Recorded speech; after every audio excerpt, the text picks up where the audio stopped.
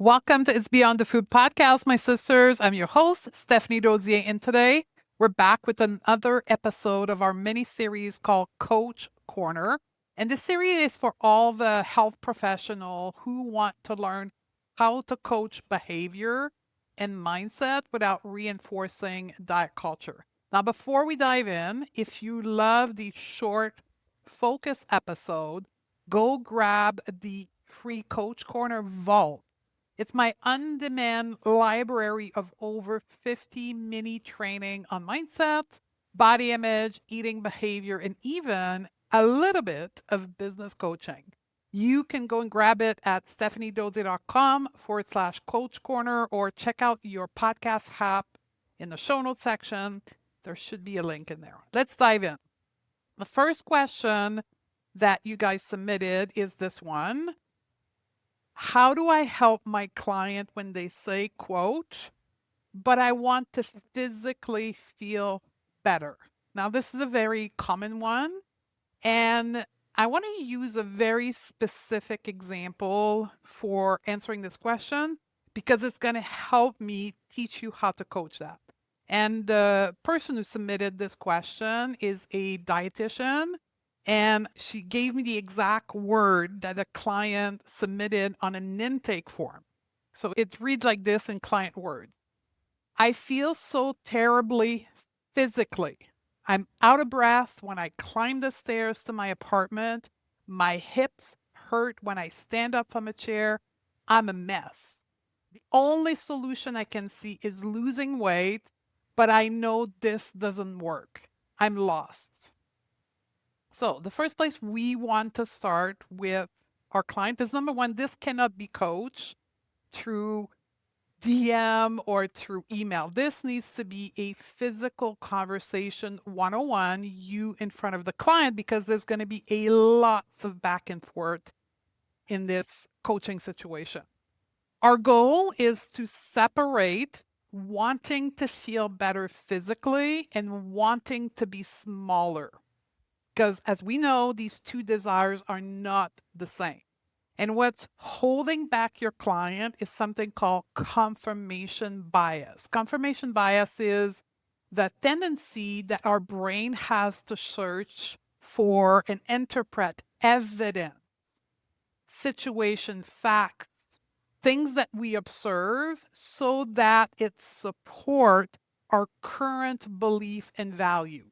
One great example of that outside of our field is like political belief or even gender assumption, like women are weaker. When someone believes that women are weaker and men are stronger, they are going to scan their environment to look for evidence and proof that this is true. When I teach that to our client, confirmation bias, I like to think about glasses. If you're watching me on YouTube right now, you're seeing that I'm playing with my glasses because confirmation bias is like a pair of glasses you put on every morning to prove that your own belief system is true and, quote, the right one.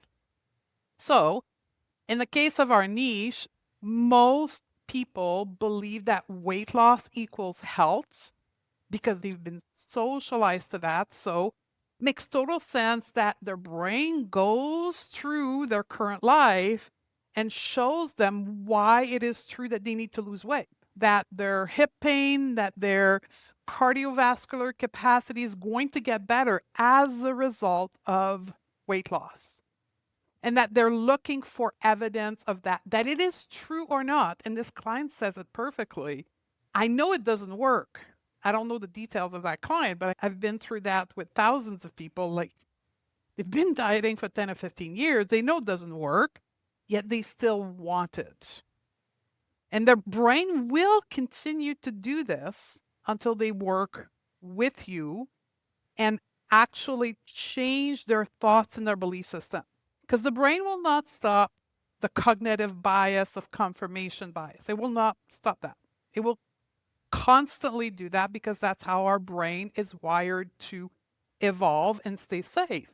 What we need to do is change the belief and the thought that the brain is scanning for evidence. So instead of looking for evidence that weight loss is the answer, We need to help your client put new thoughts and beliefs so it scans for weight neutral answer. So a great way to do that is using example. So I want to take two people that I know of that I follow on social media. One is Meg Boggs. She is a woman who's a larger body who is a weightlifter, and she is weightlifting heavy weight. She's super strong, yet she is in a larger body. And I will often bring my client to go and visit her profile. Or Mirna Valerio, who is an ultra marathon runner. And she has shared her weight before at 250 pounds. And I will bring my client to see that, to see these evidence that it is possible, to put new information in the brain of our client. Now, this is where we have to teeter-totter teeter-totter. That's a new word for me. We have to go over the edge of mentoring and coaching. One of my students in the non-diet coaching certification was telling me this. She's a certified coach in the executive coaching world, and she was telling me how she's seeing that our niche, our environment of coaching requires us to be mentor in sometimes. So Norma, if you're listening to this, I'm quoting you here. But this is part of our work to help our clients separate wanting to feel better and wanting to lose weight. We need to bring these evidence forward. So we need to go in a mentor mode, helping our clients see that they can work on their cardiovascular capacity. That losing weight is not going to improve their cardiovascular capacity. They will still be out of breath climbing the stairs. What they need to do is actually go through a protocol, perhaps with a fitness trainer, to improve their cardiovascular capacity. And that can be done at any body size. Same thing with the hips hurting. We need to show our client that there is a solution, that actually the lack of mobility, the lack of flexibility will not be solved by weight loss. They probably will have their hips pain, even if they lose weight. So what can we do? We need to work with a mobility instructor. We need to work with a physical therapist to give them a protocol to work on their hips at any weight. So we need to teeter-totter between being a mentor and a coach on that, and separating wanting to feel better, showing them that there's a tool to do that, and wanting to be smaller. Once we separated the two, then we can provide solutions for each one of them and help them implement these solutions in their life. Okay. Question number 2. We're going to talk about coaching the gap between wanting to change and actually doing it. And this question actually came from a consultation where this professional said people come on consultation saying that they want to change, but they're actually not doing what it needs to be done to change. How do we help coach through that? And this is where cognitive behavioral coaching is the gold standard process, because what's happening is your client desire an outcome, which is to change, but they're not actually taking the action to change. And the reason why people have this elusive thinking, I did a podcast a few years ago called Illusion Thinking. That's what it is. They're elusively thinking that they want to change, that they can change without taking the action they're afraid of taking. And this is where we need to go in the psychology of change. And very often people have thoughts about changing, and many times they're unconscious thought, meaning they don't know they're thinking that, but it's happening in the background screen. There's a quote somewhere, and I don't know if there's any research behind that, but I remember in my training, somebody says we had 60,000 thoughts in a day. And 98% of these thoughts were actually happening in the background without us knowing, unconscious thinking. We're thinking it, but we're not aware that we're thinking it. And very often that's where people feel stuck. When they say they're stuck or they want to do something, but they don't want to take the action, they have unconscious thinking, right?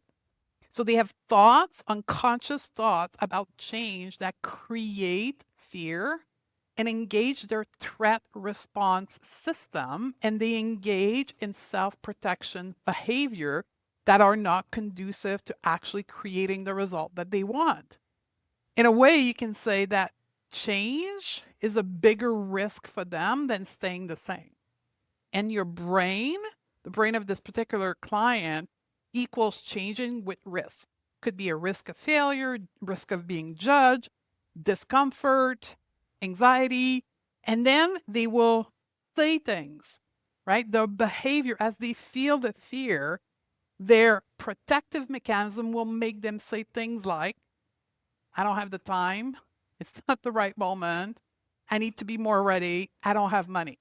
These are the things you're hearing in your consultation, but what's happening in the background is what I just described. It's not really about time. It's not really about money. It's not being about timing, about that they're afraid to take the action that will be required from them to create the result that they want.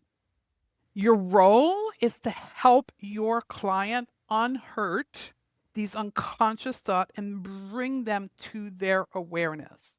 That's why that has to be done in a live conversation, not via back and forth. And the one tool that will help uncover these unconscious thoughts is what we call Socratic questioning, or some of you may be trained on motivational interview, where we help our client see their thought. So Socratic questioning is a method of inquiry, just like motivational interview is, that will help people see their thought. And that's the game changer here. See the thoughts that are creating the unexplicable, not doing anything about changing situation. Now, once we've uncovered the thought through Socratic questioning or motivational interview, if you've trained with me, we call that powerful question. We help our clients see that these unconscious thought creates the fear, and the fear makes them have a coping behavior that is not conducive to their result. And we call that showing their model, showing their cognitive behavior model. And then we can move into intentional thinking. Through, again, back and forth with them, what would you need to think for you to not be afraid? What would you need to think to feel confident so that you can take the action of working with me and creating the result that you want to have? And then the last piece of this is what we call quality decision.